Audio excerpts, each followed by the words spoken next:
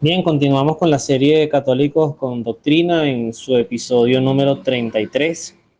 Y luego de haber recorrido de manera detallada una descripción de lo que en la Sagrada Escritura denominamos Antiguo Testamento y Nuevo Testamento, su división principal es la comprensión revelada de lo que está antes de Cristo y luego de la encarnación de nuestro Señor, pues lo que nace, que justamente se emana del Nuevo Testamento, y a partir del Nuevo Testamento pues está nuestro tiempo, lo que ya tenemos por Sagrada Escritura completo, sin más nada que revelar, sin más nada que incorporar.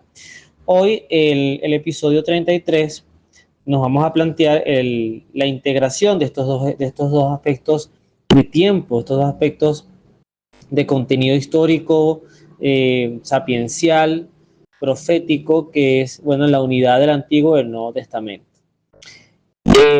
Me da mucho placer también encontrarme con esta parte del catecismo, que lo he dicho sin ningún tipo de ocultar, de no decir las cosas tal cual son. Yo el catecismo no puedo presumir que lo he leído completo, sí he leído partes importantes de él, pero el propósito de esta serie es con paciencia, el tiempo de vida que Dios nos lo permita, pues consumirlo todo, leerlo todo, reflexionarlo. Y yo tengo una serie en el canal de YouTube que es la más longeva, que se llama A la luz de su palabra, que justamente tiene el propósito de lo que sugiere este título del catecismo. Es la integración del Antiguo Testamento con el Nuevo Testamento. Hoy vamos a ver los numerales del 128 al 130 y el 128 nos dirá lo siguiente. La Iglesia, ya en los tiempos apostólicos y después constantemente en su tradición, esclareció la unidad del plan divino en los dos testamentos gracias a la tipología. Esta reconoce en las obras de Dios de la antigua alianza prefiguraciones de lo que Dios realizó en la plenitud de los tiempos en la persona del Hijo encarnado. Es decir, así como nosotros podemos hablar en las películas de sagas, se me viene una a la mente que es la de los Vengadores, los Avengers, y todo tenía una continuidad histórica y un porqué. Cuando tú te vas a la última película, pues encuentras elementos de la primera, eh, cosas que ya te iban dando señales. Recuerdo una frase de esta película que, por ejemplo, cuando empieza a venir Thanos, el gran villano de esta saga, eh, en la Infinity War, en la Guerra del Infinito, este personaje que hace Hulk le dice a Tony, el que mandó a Loki, que era Vengadores 1, a atacar Nueva York, justamente este era el culpable. Hago toda esta analogía muy cinematográfica, nada real, justamente para explicar que la mayoría, si no todo, de los aspectos proféticos del Antiguo Testamento, el plan de salvación, inclusive desde los tiempos de Moisés, ya se hablaba de que el Señor iba a enviar a un profeta, a un hombre de Dios, que unificaría todo el pueblo, y eso justamente ya eran profecías que iban dando señales. Hoy las entendemos con mayor claridad. El pueblo judío ciertamente le costó más y no los culpo por lo que era su formación doctrinal, llamaríamos teológica. Yo siempre digo que sabemos que no va a ocurrir, pero yo siempre digo que es como que nosotros, que sabemos que hay una Santísima Trinidad, pues hoy se nos revelará un hecho de que hay una cuarta persona en la divinidad de Dios. Y esto para el judío, que entendía que el Señor Dios era uno y que amarías al Señor tu Dios con todo tu corazón, con toda tu alma, con toda tu mente y con toda tu fuerza, pues en ninguna parte era muy comprensible el hecho de que Jesucristo se apareciera como el Hijo de Dios y por ende uno con el Padre. Hay elementos teológicos complicadísimos para este pueblo que ciertamente también creo que estaban muy enmarcados en lo que era el legalismo, es decir, en centrar toda la relación con Dios desde el punto de vista de la ley, sin ver otros matices y sin tampoco entender, por ejemplo, otras circunstancias como el daño que le hace el pecado al hombre, la importancia de la fidelidad a Dios. Hoy por hoy, nuestra Iglesia Católica y como católicos no estamos exentos de esto.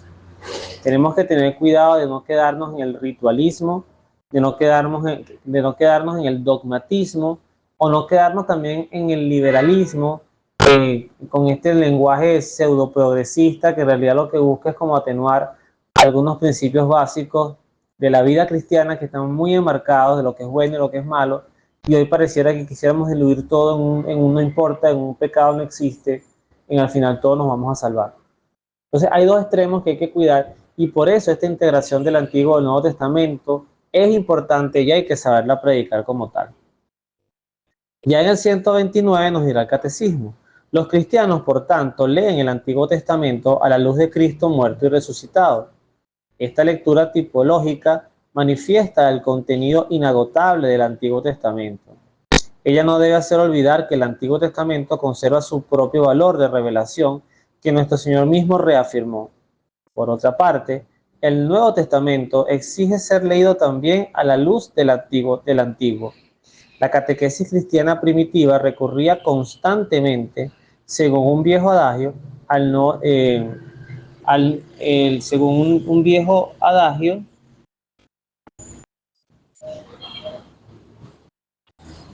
el Nuevo Testamento está escondido en el Antiguo, mientras que el Antiguo se hace manifiesto en el Nuevo. Esto lo expresaba, por ejemplo, un santo como San Agustín, la cita que hacen para este numeral. Ya en el 130 nos dirá: la tipología significa un dinamismo que se orienta al cumplimiento del plan divino cuando Dios sea todo en todos. Así, la vocación de los patriarcas y el éxodo de Egipto, por ejemplo, no pierden su valor propio en el plan de Dios por el hecho de que son al mismo tiempo etapas intermedias. Estos dos numerales hacen énfasis en algo que es muy importante y yo creo que también aplica no solamente para la fe, sino para la sociedad, para la historia de tu país, de tu nación, de tu familia. Hay que conocer las historias, los orígenes de lo que creemos para poder entender muchas cosas que hoy forman parte de nuestras verdades innegociables de fe.